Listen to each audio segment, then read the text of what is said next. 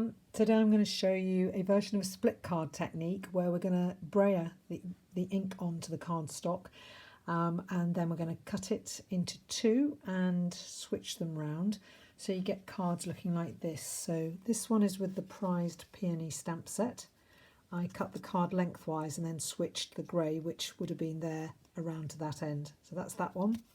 This is with a jar of flowers. This is the sunflowers from that set. And this one is with the Birds and Branches bundle, and these are the dies, and the embossing folder is actually from the Forever Fern suite.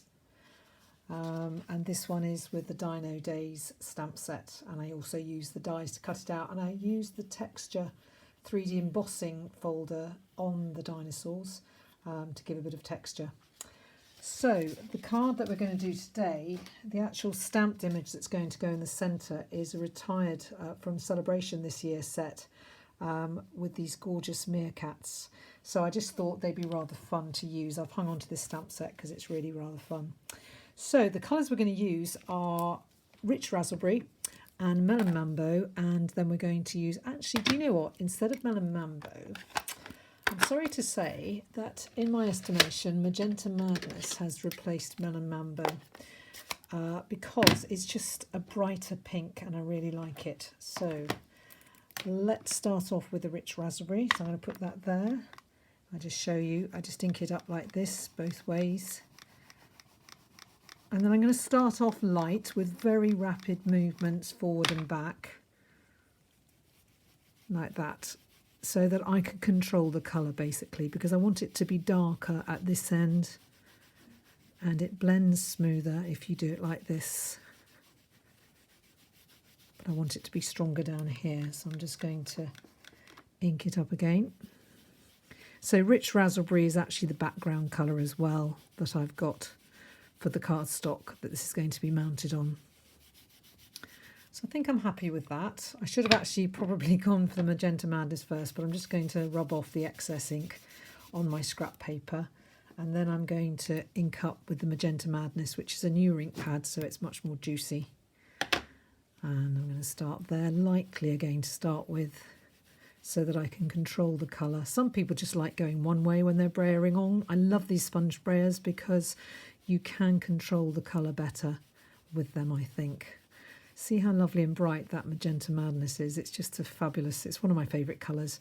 Magenta Madness and Coastal Cabana, I think, are my two favourite colours.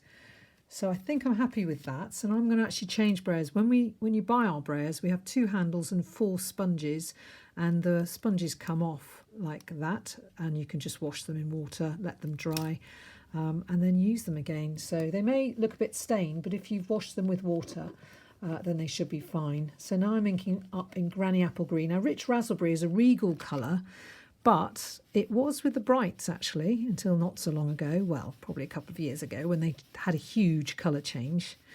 So there's the lovely bright green. I'm just going to take it across into the pink, but I don't want to destroy too much of that gorgeous pink, so I'm going to come back again and just go over the pink again, because I just do love that pink.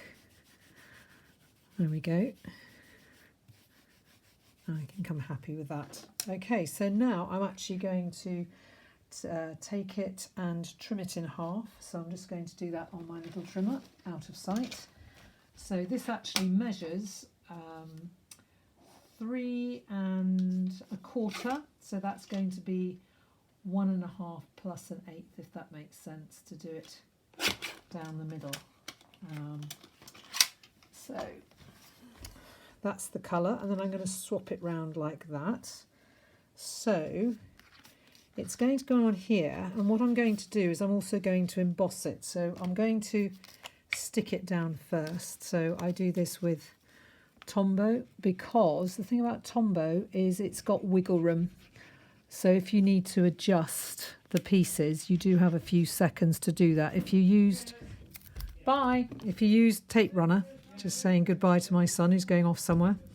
I love it with these when things like that happen in the middle of the video. Makes it all more realistic, and you realise I'm just doing this from home.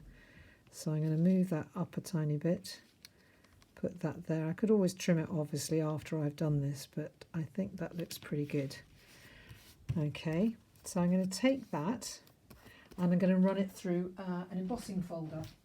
So the embossing folder that I'm going to use is going to be this Old World 3D embossing folder. So I'm going to put it in there. This is a 3D one, so I have one plate.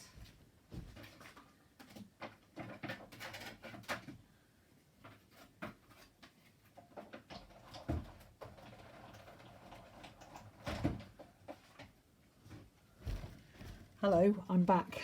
Now the great reveal. Ta-da! Beautiful texture on there, absolutely gorgeous.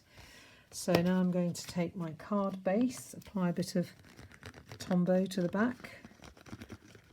I love old paper, so this embossing folder I think is absolutely fabulous. Stick that on like that, and then I'm going to take these gorgeous meerkats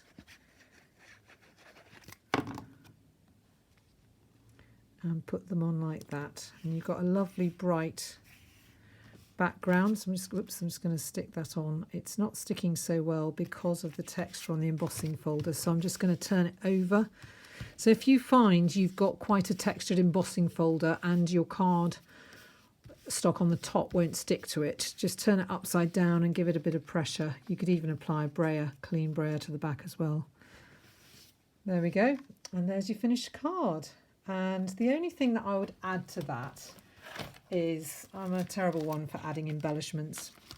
So I've got a choice between, I think I will go for the green down here, and that's a retired embellishment, actually Melon Mambo, but I quite like that there, so that just makes it a bit brighter. So I really hope you've enjoyed this video, and I hope that you have a go at home. See you soon. Bye.